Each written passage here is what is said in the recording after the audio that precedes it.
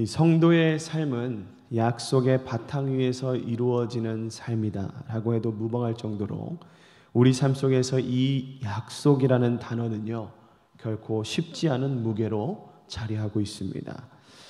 그러면서 나를 한번 돌아보는 시간이 좀 되었으면 좋겠습니다. 나는 약속을 얼마나 소중하게 여기며 사는 사람입니까? 나는 약속을 한번 하면 그 약속을 끝까지 지키는 사람입니까? 이 믿음의 사람은 약속을 신실하게 지키는 삶과 밀접한 연관이 있습니다. 왜 그런가 하니 우리 하나님께서 이 약속이라는 것을 무척이나 중요하게 여기시고 또 신실하게 지키는 모습을 우리가 이 성경을 통해서 볼 수 있기 때문입니다. 그래서 우리는 이 신앙인으로서 이 약속의 소중함을 가지면서 살아야 됩니다. 그런데 실질적으로 우리의 삶 가운데서는요, 우리의 삶에 이익이 있으면 이 약속을 잘 지키면서 살아가는데 우리 삶 가운데 손해가 있거나 별로 이득이 되지 않고 도움이 되지 않는다고 하면 이 약속을 깨버리거나 취소하는 경우가 종종 있는 것을 보게 됩니다. 세상 사람들과 별반 다를 바 없는 우리의 나약한 모습이 있다라는 거죠. 오늘 하나님께서 오늘 말씀을 통해서 어떤 약속을 하셨고 또 그 약속을 어떻게 생각하시고 계셨고 또 어떻게 지켜나가시는가를 보면서 우리가 함께 받을 은혜를 나누고자 합니다. 우리 13절과 14절의 말씀을 다시 한번 읽어보겠습니다. 13절부터 14절입니다. 시작. 주 여호와께서 이같이 말씀하셨느니라.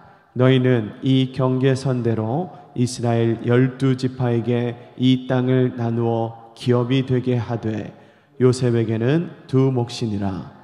내가 옛적에 내 손을 들어 맹세하여 이 땅을 너희 조상들에게 주겠다고 하였느니 너희는 공평하게 나누어 기업을 삼으라. 이 땅이 너희의 기업이 되리라.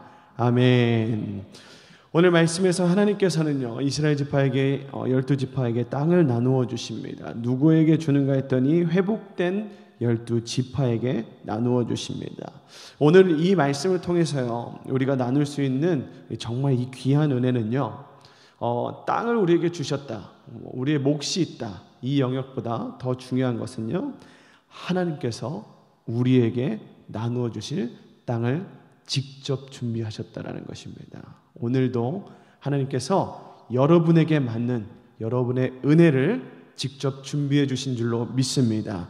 여러분, 실제로 이 말씀을 듣고 있는 에스겔과 또 에스겔을 통해 하나님의 말씀을 듣게 될 이 이스라엘 백성들의 현재 신분을 다시 생각하시기 바랍니다. 여전히 에스겔의 환상 중에 하나님이 말씀하고 계세요. 이 말인 즉슨 현실은 변하지 않았다는 겁니다. 그들의 현실은 어떤 현실입니까? 여전히 포로 신분의 현실인 거예요. 그러니까 지금 현재 너무 큰 아픔과 좌절과 소망이 없는 가운데 서 있는 이 이스라엘 백성들의 상태 가운데 하나님이 말씀하신 겁니다. 그 실패와 좌절이 가득한 그들에게 하나님께서 주신 소망의 메시지가 무엇입니까? 내가 너희를 위해 땅을 준비해 두었다라는 것입니다. 지금 하나님께서는 실질적인 회복을 우리에게 말씀하고 계시는 거예요. 사랑하는 새벽 성도 여러분, 오늘 이 새벽 우리가 하나님 말씀 앞에 나오는 여러분들 가운데 어떤 좌절과 어려움 혹은 소망 없는 땅 위에 서 있는 그 성도님들이 계시다면 오늘 말씀, 하나님께서 회복을 약속하시고 우리를 위해 우리에게 맞는 땅의 회복, 땅을 준비하고 계신다는 이 말씀이요, 여러분들의 회복의 시작이 되는 놀라운 시간이 되길 다시 한 번 더 주님의 이름으로 축복합니다. 하나님께서 우리의 실질적인 회복을 준비하시고 또 이미 진행하고 계세요. 우리는 이 하나님을 믿고 용기를 내서 이 믿음의 자리에 우뚝 서 있어야만 할 것입니다. 그래야 실질적인 그 믿음의 축복들이 우리에게 다가올 때 우리는 그것을 내게 축복으로 다가오고 있구나를 인지할 수가 있는 겁니다. 오늘 우리가 기도하면서 그 눈 또한 열리길 축복합니다. 14절을 다시 보니까요, 하나님께서 사용하신 이 표현을 여러분 다시 보십시오. 내가 옛적에 내 손을 들어 맹세하여 이 땅을 너희 조상들에게 주겠다고 하였습니다. 내가 옛적에 내 손을 들어서 맹세했다. 여러분 보십시오. 이 말이 어떤 의미입니까? 하나님께서 이미 오래전에 약속을 하신 것이 하나 있는데 놀랍게도 그토록 오래전에 약속하신 그 말씀, 언약, 그 약속을 아직까지 파기하지 않았다라는 거예요. 약속을 취소하지 않았어요. 여러분, 사실 이 약속은 혼자 하는 게 아니지 않습니까? 약속은 누군가와 함께하는 상대방이 있어야 됩니다. 하나님께서 지금 약속하신 상대가 누구입니까? 이스라엘 백성이에요. 이스라엘 백성에게 이미 나는 오래전에 너희를 버리지 않을 것과 너희를 내가 선택해서 많은 민족들 가운데 제사장 나라가 되게 할 것이다 라는 그 하나님 나라의 대표성을 약속하셨습니다. 그래서 너희는 결코 멸망하지 않을 거고 멸망한 가운데도 너희는 멸망하지 않을 것이다 라고 하나님 약속하셨습니다.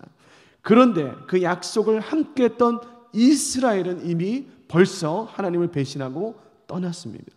그럼에도 불구하고 하나님께서는 그 약속을 취소하지 않고 계속 지키시고 계시는 거예요. 하나님의 무조건적이시고 신실하시고 놀라우신 그 사랑을 에스겔의 환상을 통해서 이스라엘이 확인할 수 있었습니다. 아마 그 하나님의 마음을 확인한 이스라엘은요, 여전히 하나님은 기억하시는데 나는 잊어버렸다라는 그 미안함이 있었을 거예요. 그럼과 동시에 여전히 소망 없는 그 땅 가운데 하나님이 나를 기억하고 계신구나 하는 이 안심하는 마음, 이 안심이 또 동시에 있었을 겁니다. 저는 다른 어떤 표현들보다 하나님께서 손을 들어 맹세하셨다라는 이 표현이 엄청나게 큰 감동으로 제게 다가왔습니다. 하나님께서 친히 그 손을 들어 약속하신 것, 그것도 감사한데 그 약속을 잊지 않고 계신 것, 그리고 그 감사를 넘어 이제 이 잊지 않는다는 사실이 이제 감사를 넘어서 저에게 감동으로 다가왔던 것이죠. 사랑하는 여러분, 우리 하나님은요 정말 신실하신 하나님이심을 여러분 믿으시기 바랍니다. 우리를 향해서 단 한 번도 포기라는 단어를 선택해 보신 적이 없어요. 내가 아무리 하나님을 포기하고 떠나고 배신했을지언정 하나님은 단 한 번도 우리를 포기한 적이 없으십니다. 우리를 향해서 신실한 사랑을 계속적으로 보이고 계신 그 하나님을 오늘 깊이 체험하는 귀한 이 새벽 시간 되기를 축복합니다. 그분은요, 그분 자신이 하신 말씀을요 끝까지 또 반드시 지키시는 분이십니다. 하나님의 약속, 그 약속은 어제나 오늘이나 내일도 영원토록 변치 않는 약속인 줄을 여러분 믿으시기 바랍니다. 여러분, 그렇다면 이 약속하신 땅이 누구에게 주어지는지 여러분 좀 주목하시기 바랍니다. 이 에스겔의 환상을 통해서 주어지는 대상이 분명 정해져 있어서 우린 단순하게 이스라엘 백성이 받을 것이다 라고 생각하는데요, 그저 이스라엘 백성이기 때문에 받는 것일까요? 저는 그렇지 않다고 생각합니다. 그리고 성경도 그렇지 않다고 말합니다. 땅을 분배받을 사람, 땅을 분배받는 사람은요 하나님의 그 약속, 그 말씀을 믿고 하나님께 나오는 그렇게 준비된 자들이 위해서 준비된 땅이라는 것이에요.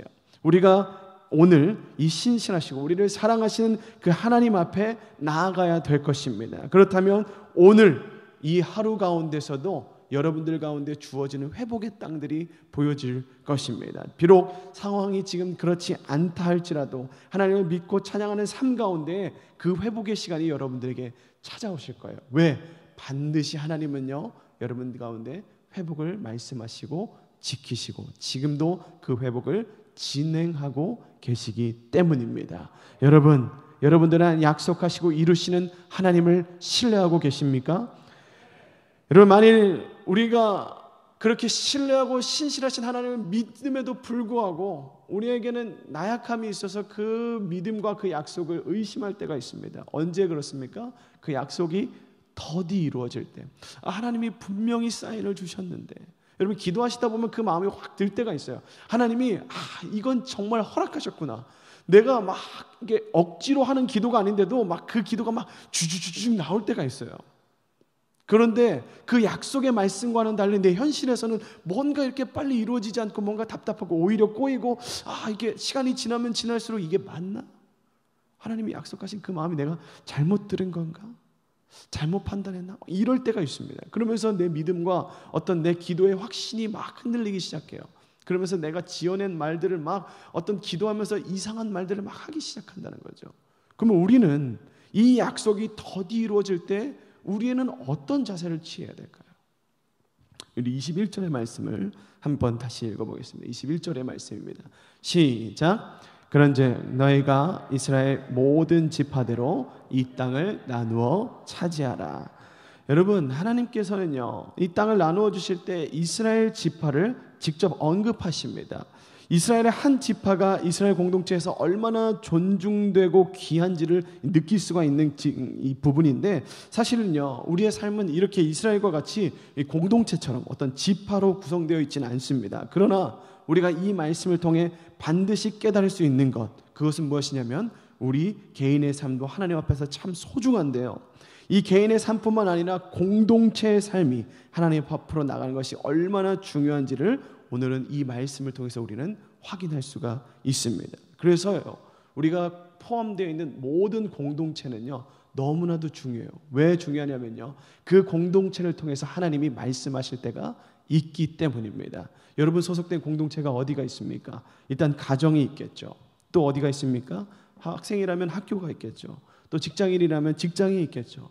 그리고 우리가 포기할 수 없는 영원한 공동체, 우리의 믿음의 공동체, 이 교회가 있을 것입니다. 또한 우리가 이런 믿음의 울타리 안에서만 볼 것이 아닙니다. 주님은 이 울타리 안에 하나님이 아니시기 때문에 그렇죠. 주님은 온 세계의 하나님이십니다. 그래서 이 온 땅, 온 민족을 우리가 품고 기도하며 하나님 앞으로 나아가야 된다는, 이것은 엄청난 의미가 있는 거예요. 우리가 이 가정과 학교와 직장과 교회뿐만 아니라 온 민족과 나라와 세계 열방을 위해 기도하는 것, 그것이 바로 하나님이 원하시는, 기뻐하시는 모습이에요. 여러분, 왜 우리의 믿음과 우리의 신앙과 상관없이 우리에게 이렇게 하나님의 역사는 더디 이루어진다고 생각될까요? 우리는요, 이 울타리 안에 갇혀 있어요. 이 울타리 안에 갇혀 있어서 어떤 특별한 계시와 능력과 어떤 그 영역들이 이루어질 때만 하나님의 역사가 이루어진다고 생각해요. 여러분, 그렇습니까? 하나님은 그렇게 역사할 때만 나의 하나님입니까? 그렇지 않아요. 저는 오히려 여러분들의 입에서 나가는 그 기도의 제목들을 한번 확인해 보십시오. 내가 예전에는 시야가 이것밖에 되지 않아서 그것만 기도했어요. 내 가족만 중요했고 내 건강만 중요했어요. 그런데 점점 내 믿음이 지나가면서 뭔가 시야가 열리기 시작해요. 나와 전혀 상관이 없다고 생각한 내 친구들과 내 주변 사람들이 보이기 시작하면 그들을 막 중보하기 시작해요. 그리고 이전에 관심 없었던 우리의 나라와 정치와 경제를 위해서 기도하기 시작합니다. 그리고 온 세계에 퍼져 있는 이 암울한 현실과 그 도움이 필요한 자, 복음이 필요한 자들을 위해, 그들을 위해서 기도할 수 있는 눈이 열리는 것, 여러분, 이것 자체가 하나님의 역사가 내 가운데 이루어지고 있는 확실한 증거가 아니겠습니까? 여러분, 믿음의 눈이 열리는 것, 하나님의 눈으로 세상을 볼 수 있는 것, 이것이 우리에게 가장 큰 은혜입니다. 그리고 그것을 통해서 하나님의 역사는 이루어지고 있는 거예요. 어떻게? 이미 내가 가정을 위해서 열심히 기도해도 그 뭔가 가정의 변화가 일어나지 않아요. 그런데 하나님이 큰 시야를 보게 하셔서 나라와 민족을 보게 하셨는데 어느새 나는 이 가정에 대한 문제를 걱정하고 있지도 않아요. 왜? 이미 하나님이 이것을 보호하시고 이끄시고 계시다는 확신이 내 안에 들어버렸기 때문입니다. 이것이 우리 안에 역사라는 거예요. 어느새 나도 모르게 나를 이미 밀어가고 계시는 하나님의 역사. 여러분, 이것을 좀 경험하는 눈과 믿음이 생겨나길 축복합니다. 여러분, 22절의 말씀 다시 한 번 더 읽어볼 텐데, 이 말씀을 통해서요, 우리가 한 번 더 확인할 것이 있습니다. 하나님께서 이 말씀을 확실하게 주시는 방법에 대해서 이야기하는데, 한번 보겠습니다. 22절의 말씀입니다. 시작. 너희는 이 땅을 나누되 제비 뽑아 너희와 너희 가운데 머물러 사는 타국인 곧 너희 가운데서 자녀를 낳은 자의 기업이 되게 할지니, 너희는 그 타국인을 본토에서 난 이스라엘 족속같이 여기고 그들도 이스라엘 지파 중에서 너희와 함께 기업을 얻게 하되. 아멘. 먼저 하나님께서 이 땅을 나눠주시는 방법에 대해서 이야기합니다. 그것이 무엇입니까? 제비를 뽑으라는 것이에요. 여러분, 이때 이 제비 뽑기는요, 하나님의 뜻을 표현할 수 있는, 전달할 수 있는 중요한 방법 가운데 하나였습니다. 그래서 이 요나도 제비 뽑기를 통해서 바다에 던져지게 되고 이런 것들을 볼 수 있죠. 하나님께서 이 제비 뽑기를 통해서 이 땅을 나누시겠다라는 의미가 있는데, 그것은 무엇이냐면 하나님께서 직접 그 땅을 나누시겠다라는 의미가 됩니다. 되게 12지파 가운데 분배하고 그 분배를 아주 디테일하게 나누세요. 그리고 각 지파에 받을 분량도 확실하게 설정하십니다. 여러분, 13절에 보니까 요셉은 2지파다라고, 2몫이다라고 확실하게 이야기할 정도로 하나님께서는 직접 그 모든 것을 주체적으로 나누시고 계세요. 이 말인즉슨 거꾸로 우리 입장에서 하나님을 바라보면 뭐냐면요, 우리는요 하나님께서 주시는 그 땅을 그냥 받으면 됩니다. 우리가 하나님께 이거 더 주세요, 이거 더 주세요, 이만큼 주세요라고 할 수 있는 게 아니라는 거예요. 이 말인즉슨 우리의 태도에 대해서 하나님 말씀하고 있는 겁니다. 우리가 하나님의 주권을 인정하는 것, 그것이 바로 우리의 믿음의 시작이 될 것입니다. 여러분, 본래 우리의 모습을 생각해 보세요. 우리가 이 땅을 받을 수 있는 사람입니까? 이 땅을 받을 수 있는 자격이 있는 사람일까요? 사실 우리는 이 땅을 받을 수 있는 자격이 없는 죄인이에요. 그런데 우리는 그럼에도 불구하고 하나님께서 그런 우리를 회복의 자리로 초청하시고 회복시키시고 그 땅을 상속받을 자격이 있는 사람으로 강제로 우리를 끌고 가고 계시는 겁니다. 여러분, 아브라함을 보십시오. 그 사람의 삶이 예수를 믿기 전, 하나님을 만나기 전에 그 삶을 보세요. 그 사람이 축복받을 만한 사람이었습니까? 그 사람의 가정은 어떤 사람이었습니까? 어떤 상태였어요? 우상 만드는 집이었어요. 하나님과 전혀 관계없는 사람이란 말입니다. 근데 그 아브라함을 강제로 끌고 은혜 받을 수 있는, 믿음의 조상이 될 수 있는 길을 걷게 하세요. 그 걷는 과정 가운데서도 하나님을 몇 번이나 의심합니다. 너는 본토와 친척과 아비의 집을 떠나라 그랬어요. 근데 본토와 친척과, 본토는 떠났지만 아버지와 친척은 데리고 하란까지 올라갑니다. 그리고 그 하란에서 왜 머물렀는지 몰라요. 하나님은 약속하신 가나안이란 땅이 있었습니다. 그럼에도 불구하고 하란에서 머물렀어요. 하나님은 그곳에서 그의 아버지를 치셨어요. 치셨는지 데려가셨는지 모르겠습니다. 반강제적으로 본토와 아버지를 떠나게 하셨어요. 그럼에도 그는 포기할 수 없는 게 있었습니다. 가족, 친척, 롯이 있었죠. 그 롯을 끝까지 데려갑니다. 그래서 결국 그 땅에서, 그 땅 앞에서 하나님이 롯과 또 찢어지게 하세요. 이 방법이 참 특이해요. 롯과 아브라함이 싸운 게 아니에요. 롯의 종과 아브라함의 종이 스스로 자신이 가지고 있는 양들이 먹을 풀들이 부족하니까 그거 가지고 싸우는 걸 보면서 네가 좌하면 내가 우하겠다, 내가 좌하면 네가 우하겠다 하면서 그렇게 또 찢어 놓으십니다. 하나님은 반강제적으로 하나님의 말씀을 들을 수 있게 아브라함을 끌고 가시는 겁니다. 여러분, 우리도 마찬가지요. 이 신앙생활하면서 내가 뭔가 하고, 내가 기도하고, 내가 많이 봉사하고, 내가 기도 많이 하고, 내가 헌금 많이 하고, 막 신앙적인 어떤 액션을 많이 취하면 내가 은혜 받는 줄로 생각하지만 그렇지 않다는 거예요. 그 재물 누구에게 받았습니까? 그 헌신할 수 있는 건강 누구에게 받았습니까? 누구로부터 오는 것인가? 이 주권을 인정하는 것, 이것이 굉장히 우리 신앙의 중요한 시작점이 된다라는 것이죠. 여러분, 어제 여러분들과 성경이 말하는 상징 언어에 대해서 잠시 언급한 적이 있습니다. 그 중에서 이 땅에 대한 언급을 했는데, 하나님의 말씀을 받을 수 있는 마음을 표현한다고 말씀드렸어요. 땅은 우리의 마음을 표현하는 거예요. 그래서 예수님의 비유하신 것에 대해서 잠시 언급했죠. 옥토와 길가와 돌과 가시밭, 그것에 어떤 밭에 그 말씀이 뿌려질 때 어떤 열매를 맺게 되는가. 여러분, 하나님께서 오늘 그 땅을 우리에게 주시겠다고 약속하시는 그것은요, 하나님께서 우리를 하나님의 주권을 인정하게 하시고 하나님의 사랑을 받을 만한 가장 좋은 상태로 만들어 주실 것이라는 회복의 말씀을 하고 계신 것입니다. 여러분, 여전히 마음 가운데 내가 믿는다라고 말은 하는데 100% 신뢰하지 못하는 모습이 있습니까? 걱정하지 마세요. 오늘 기도하면서 하나님 앞에 나아가면 하나님께서 그 마음조차 옥토로 바꾸어 주실 것이라고 말하고 계시는 거예요. 그 하나님의 은혜, 하나님의 놀라운 주권, 그것을 찬양하는 것은 우리 예배자의 삶에 마땅한 모습입니다. 그리고 그것은 우리로 하여금 신앙의 놀라운 성장을 불러올 것이에요.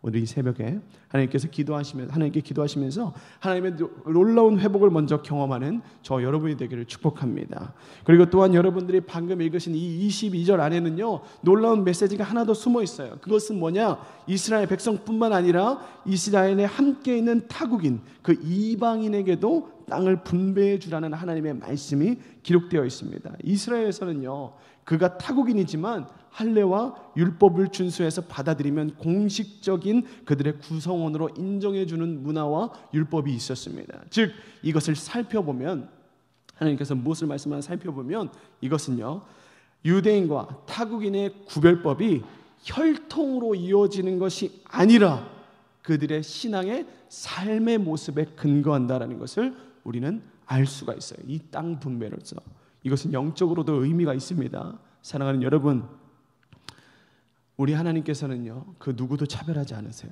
그뿐만 아니라 누구든지 이 약속의 말씀을 붙들고 예수를 그리스도로 고백한다면 하나님 나라의 거룩한 구성원으로 인정하십니다. 저와 여러분이 그런 은혜를 입은 사람입니다. 이제는 우리를 통해서 하나님이 역사하기 원하시는 줄로 믿으시기 바랍니다. 그래서 오늘 우리의 귀한 삶이 하나님 앞에 믿음을 고백하고 그 믿음 안에서 우리의 믿음을 성장시키는 하나님의 놀라운 은혜를 붙잡으며 나아가는 우리의 개인의 삶, 가정, 직장, 학교, 그리고 우리 교회의 모든 귀한 삶이 되기를, 그렇게 귀한 하루가 되기를 주님의 이름으로 축복합니다. 함께 기도하시겠습니다.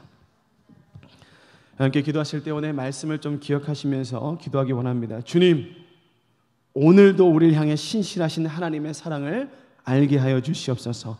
내가 이 말씀을 붙들고 날 강권적으로 회복시키시는 하나님의 사랑을 먼저 깊이 체험하게 하여 주시옵소서. 이 약속의 말씀을 붙들고 있는 나를 통하여서 가정과 학교와 직장과 우리 교회의 셀과 속한 모든 공동체, 그리고 이 나라 민족 온 세계의 열방을 위해 나를 통하여서 그 모든 하나님의 축복이 흘러갈 수 있도록 역사하여 주시옵소서. 이렇게 기도하시고 또한 교회와 나라를 위해서 기도하실 때 2022학년도 수험생들을 위해서 기도해 주시기 바랍니다. 49일 남았습니다. 끝까지 포기하지 않고 하나님께서 주신 비전과 꿈을 향해서 달려갈 수 있도록 그 학생들과 수험생들과 학부모들을 위해서 기도해 주시기 바랍니다. 또한 여러분들이 가지고 나오신 기도 제목을 붙들고 우리 다 함께 주님의 이름을 한번 부르짖고 기도하며 나가겠습니다. 부르짖습니다. 주여